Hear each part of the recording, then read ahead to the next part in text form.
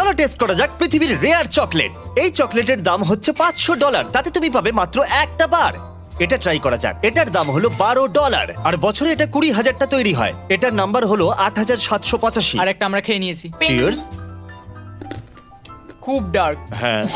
আমার ঠাকুমার ভালো লাগে। $15 চকলেট তৈরি হয়েছে হাইস্ট কোয়ালিটির মাচা দিয়ে। এক্সট্রা $3 দিলে বেটার র্যাপার পাবে। ও দাঁড়াও, আমি ভাবিনি এটা সবুজ হবে।